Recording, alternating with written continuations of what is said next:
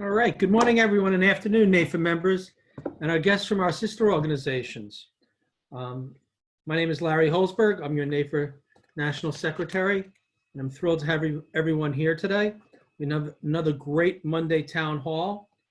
Our agenda today is our great CEO, Kevin Mayhew, will be giving us an update, and we'll have our guest speaker, Joe Jordan. But I'd like to thank all our many volunteers who have been incredibly hardworking for the last month and a half during this experience in this crisis. It has shown the true colors of how great NAFA is. But I especially want to thank our entire NAFA board that has gone above and beyond in this last month and a half. Some of the great volunteer leadership that have presented these programs, kept our states and local chapters in the know, and really furthered the cause of NAFA and our industry. So I wanted to shout out to everyone there, and you see that great looking group of people. With no further ado, I'd like to turn it over to our CEO, Kevin Mayhew, for his update. Good morning, Larry, and good morning, NAFA Nation. Glad you all could join us for week 7 for many of us of the stay-at-home dealing with COVID. But just like, we've all been working from home and dealing with the new environment over the course of the past several weeks or a couple months, NAFA has been working very, very hard on your behalf, like we do every other day throughout the year.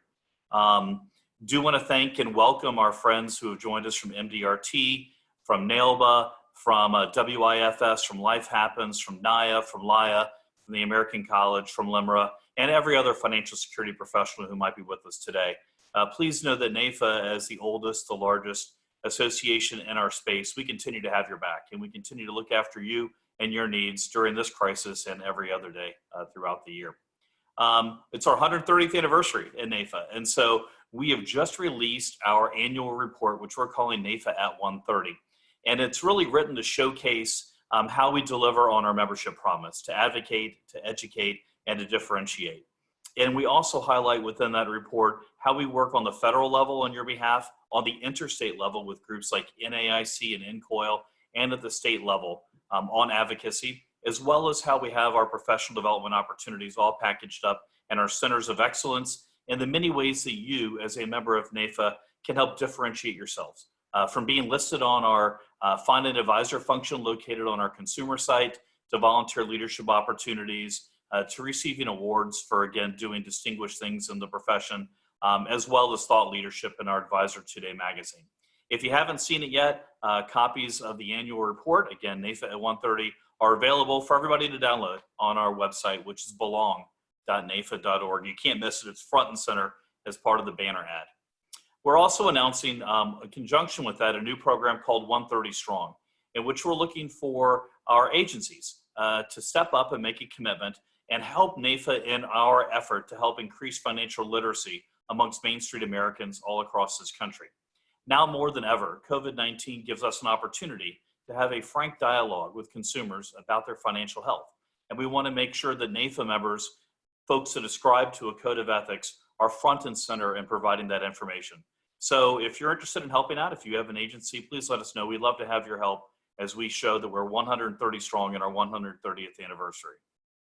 And as a reminder, NAFA has tons of partnerships out there with lots of groups that work to represent you every day. And we're members of lots of different coalitions. But one of the groups that we're a member of is the Congressional Management Foundation. And we work closely with them every day.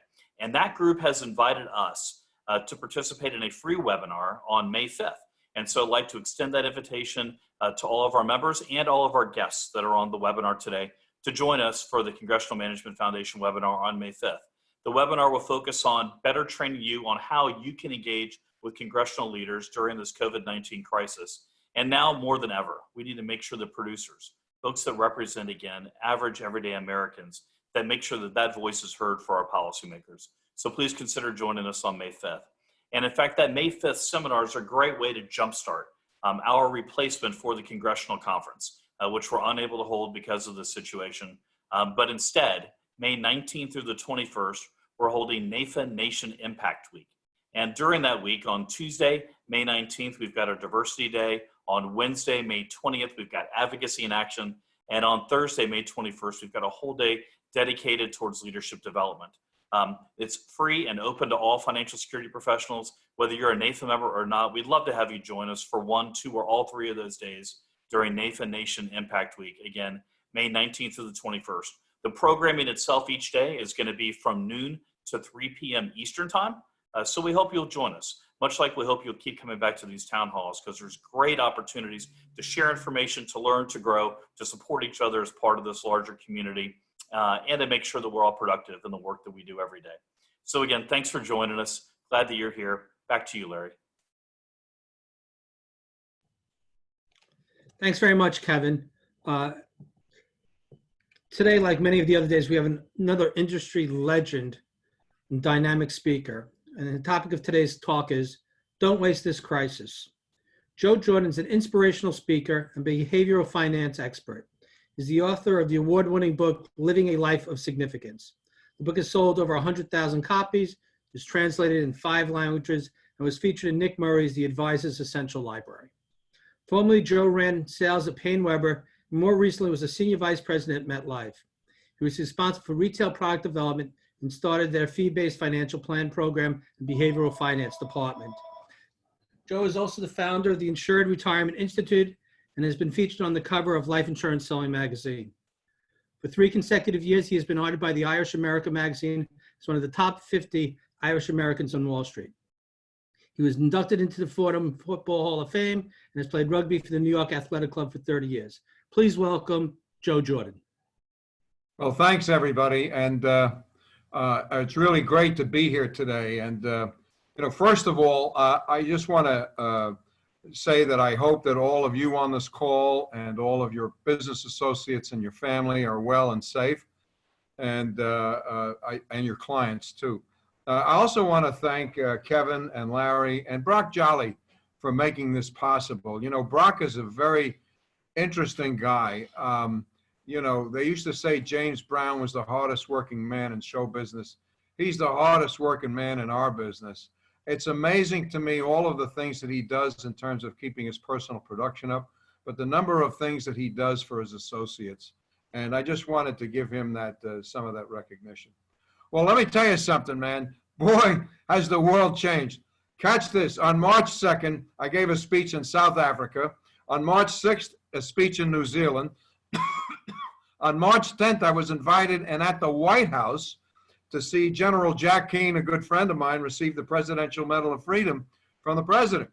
And since March 11th, I've been cooped up in my apartment in Manhattan, ground zero. But you know what? I got to tell you something. I'm grateful that I was still able to complete my around the world trip, and probably also to go to the first and probably last invitation I'll get to the White House. And I'm grateful for that. And I think a positive mindset is critical in this environment. One of the best ways to promote a positive attitude is to be in a state of gratitude. And every day I try to think of 3 things that I need to be grateful for. The exercise automatically puts you in the right frame of mind. Catch this, no negative emotion can withstand gratitude. So think about that. Now, as we look at the financial marketplace, it's quite a coincidence that March 9th, 2020 was the 11th anniversary of the crescendo, of the global panic that marked the bottom of the bear market of 2007, 2009. The S&P that day closed at 676 from a high of 1575, and yesterday it closed at 2,836. This is the fastest the market has gone down from an all-time high into a bear market, only 22 days. The previous record was 8 weeks to reach a decline of 20%. That's the definition of a bear market. So what should we do about it? Don't waste this crisis. Don't waste it. A lot of you might have heard me talking about this back in 07 and 09, but I'm back again because this is a great opportunity for us. In the 46 years that I've been in financial services, I have lived through the high inflation of the 70s, the sky-high interest rates of the 80s, the stock market crash of 87, the Asian and Russian crisis of the early 90s, the meteoric 250 basis point increase in interest rates in 1994, the near bear market of 98, the dot-com crash, 9/11, the 08-09 crash, and the near crash of 2011, and, oh, I forgot, the Christmas Eve massacre of 2018. All of these incidents, with the exception perhaps of 9/11, were primarily financial crises. The current crisis also brings to bear the fear of death and disability. Now, I'm a firm believer that the future belongs to KYC, and that's Know Your Client. Planning and developing jointly a goal-oriented plan which should dictate future behavior. The days of product centricity and transactional relationships are just over. It's been my experience that the financial planning culture focuses on retirement, which tends to minimize the importance of protection products. Make no mistake about it. The push to develop holistic plans that solve multiple solutions is being driven by the consumer. They're not being driven by regulators or the press. Right now, the consumer is very attuned to his or her mortality. It's time to step up and take the total holistic approach. One other thing, there is no case on record where someone on their deathbed said, call my broker, I really appreciate she beat the S&P by 4 basis points. It just doesn't happen. In fact, if just being in wealth management can be pretty tough. We all know that people feel losses more than gains. And you can have a very good performance record over time, but usually people know someone who's done better. But if you delivered a death claim, or the life product you're responsible for helped to pay some medical expenses, or your client had a long-term care incident, people are far more appreciative. My planner, George Riley, was a football star at Brown. And what happened was one of his associates, one of his teammates, later on in life, said, George, you went to an Ivy League school. What the hell are you doing in this business? Well, guess what? That person for the past 7 years has been receiving $22,000 a month tax-free from a disability claim. Guess what? He never uses that condescending tone with George again. Let me give you my own personal situation, okay? I'm 68 years of age. I'm an adult onset diabetic. I have a good pension, but if I go first, my wife gets a lesser income. So you know what I have? I have a significant life insurance policy that will more than offset that. I have a second to die policy, which dictates the legacy to the children. I don't think twice about spending money on us because sometimes people go, oh, what about the kids? Should we really not be doing it? It defines it and it's there and it helps, okay? I also have some managed accounts and a SEP IRA. They are both 100% in equities and they're down substantially. But I expected that, and hopefully they're there for the purposes of providing some type of leverage for inflation later on. I do have annuities, which will benefit substantially from the increase from minimum distribution from 70 to 72. The income stream, the income portion continues to grow for another 2 years, and that's really great. Finally, my wife and I both have long-term care policies today, which pay $550 a day for 5 years. Sometimes the best legacy you can leave your kids is they don't have to take care of you. Now notice, this is a financial plan that we've developed together, but it includes a lot of mortality products. And you know what? I couldn't feel better, especially in an environment, in an environment like this. You know, one of the things that I think is important is it would make sense. One of the things that I think is important is that it makes sense for us, even though I'm talking about planning, to review what really the way our core products have behaved under this circumstances. To some extent, I call this payback from every misguided critic who constantly hammers our core products. If you sold index products, they either minimized or totally protected your clients from downside. How do you think they feel about you and the product that you put them into? Life insurance you've sold is now protecting loved ones, partners, business partners, and legacy plans in the event someone dies. You'll note that there've been a substantial increase in people calling 1-800-BUY-TERM insurance. Mortality is on people's minds, and the presence of coverage is a great source of peace of mind. I can't think of another crisis where mortality was an issue. Sorry, John Templeton, this time is different. The life products with living benefits are protecting against financial devastation in the event that someone needs care. Long-term care and DI, both these are examples of money when people need it most. At the very least, they provide peace of mind if not needed, and are invaluable if they are.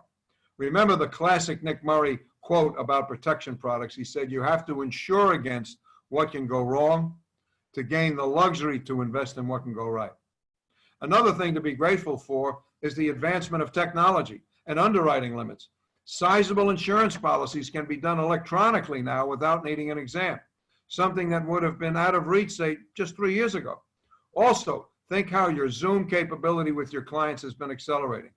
I have heard reports of how home offices are now producing multiple programs targeted at different segments. When this is all over, think of how much more efficient you will be in your business using virtual tools. Remember, different is not always better, but better is always different. So let's talk about variable annuities. I'm focusing here because variable annuities have been the subject of great criticism, a great deal of criticism, in my opinion, anyway. They may not be for everybody, but people who own them, myself included, are feeling pretty good. Your variable annuities make sure your clients will not have to pay substantial capital gains or ordinary income on gains that no longer exist. I'm going to discuss this a little further later on. Most variable annuities have a separate income account that continues to grow around 5% regardless of market fluctuations. This account ensures a higher base income for generating a guaranteed lifetime income.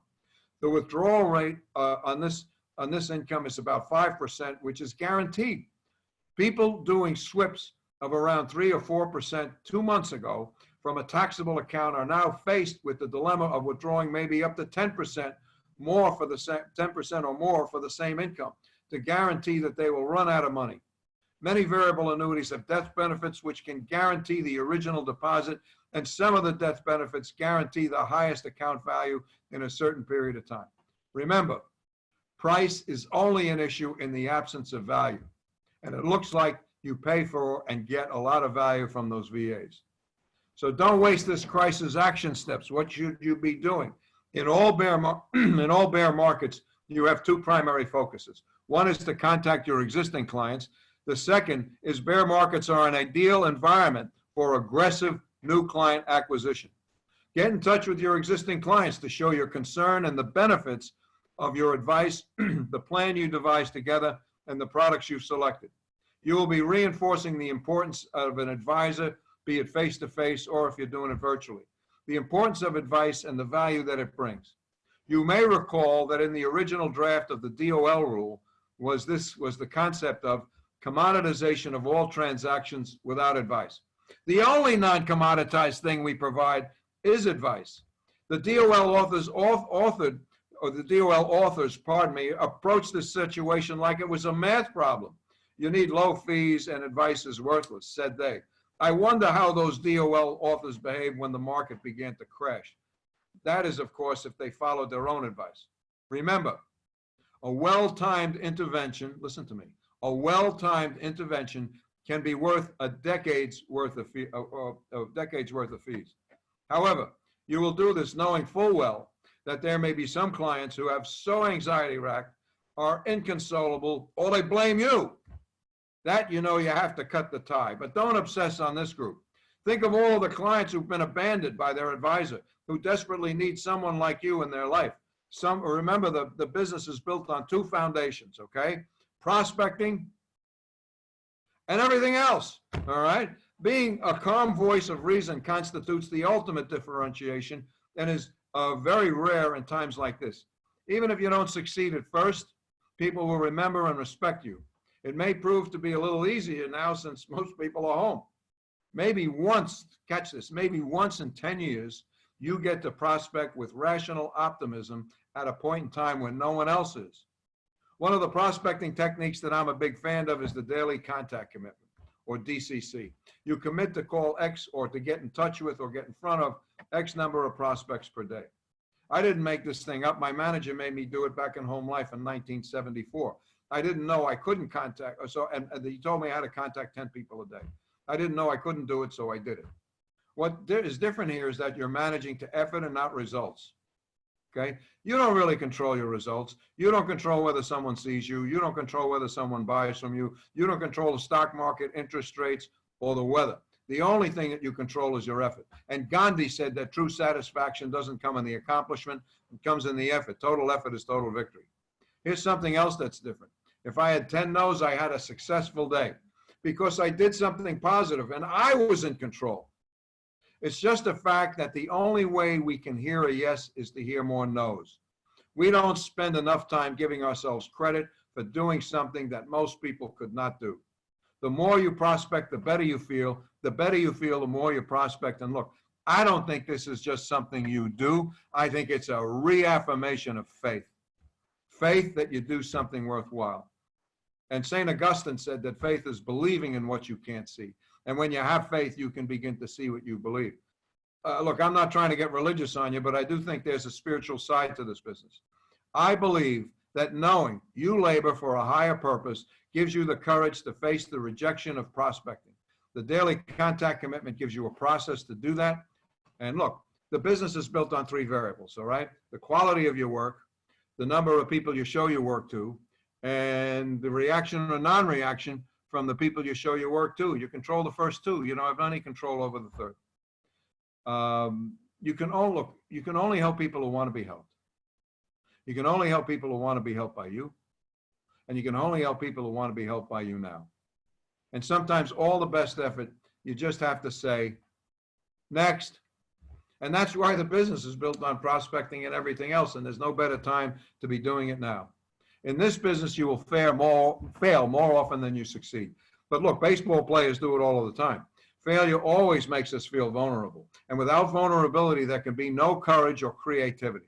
Vulnerability is not about winning and losing. It's about having the courage to show up when you can't control the outcome.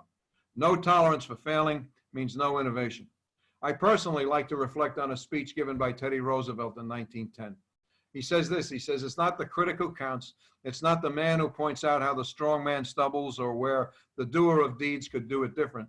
The credit belongs to the person who is actually in the arena, whose face is marred with dust and sweat and blood, who strives valiantly, who errs and comes up short again and again, and who in the end, while he may know the triumph of high achievement, at least when he fails, he does so greatly. I'd like you to read an email I got from David Reef from New York Life. He's one of the followers of me, and I got this on March 20th, 2020. He says, I hope you and yours are all well. I thank God that my family is gathered back in the country safely, and by the way, he has enough toilet paper. Harking back to your timeless message about prospecting, I'm calling my clients to offer guidance and reassurance, letting them know we're here for them. Many are fearful, and they express appreciation simply for my call and message of calm perspective. As a veteran agent who remembers 87, 94, 2000, 2001, 2008, 2009, and other events, I hold that more things change, the more they stay the same. I have Zoom, and join me to meet my clients safely. I couldn't have said it better. Bottom line, you can always learn by doing, but we never do by learning. You will not learn your way to the top of the profession, nor will you think your way to the top. You will behave your way to the top. So look, we find ourselves in one of 2 behaviors, prospecting or avoiding prospecting. What force blocks us? It's fear. It's not bad to feel fear, but it's bad to do what fear tells us what to do. It's a funny thing about fear, you know, it doesn't exist in the real world. It's in our minds, and it's an emotion. And you don't fight an emotion with logic.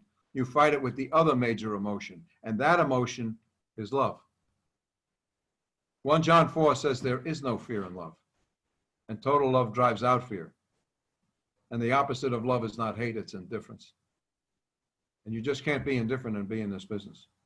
See, when you change the way you see things, the things you see change.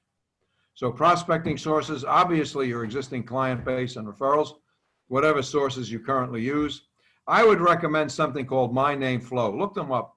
I've gotten some of great feedback from people who use them. They say they can harvest an average of 1,700 leads just from your own database in your phone. Check it out. So I've got a sales idea here. Get ready to pay substantial capital gains and ordinary income on losses, or said another way, insult to injury. How could that possibly be? The average large cap equity fund was up 19.3 in 2019. The taxes are levied on the account balances as of December 31st, 2019.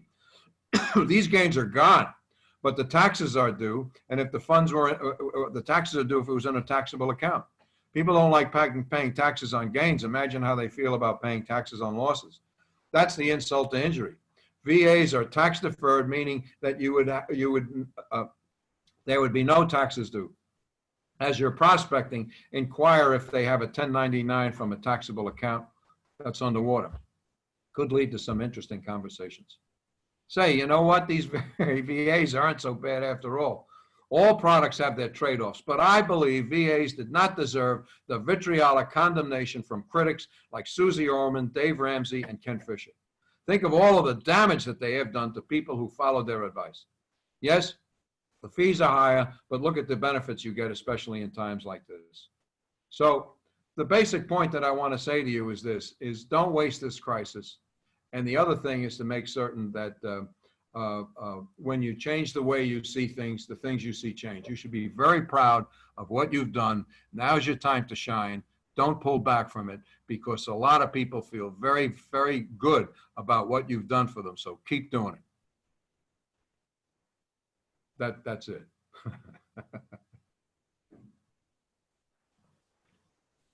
Oh, one other thing. Yes, would you put the slide up, please?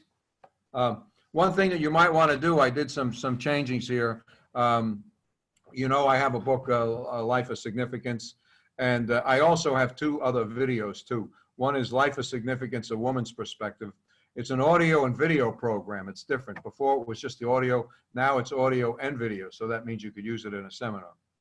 So it's Life of Significance, A Woman's Perspective. I feel very strongly that we need to feminize the business. Why? The thing going forward is creating trust in relationships, and women do that instinctively, and that's why we have to have more of them in business and figure out ways to get more women.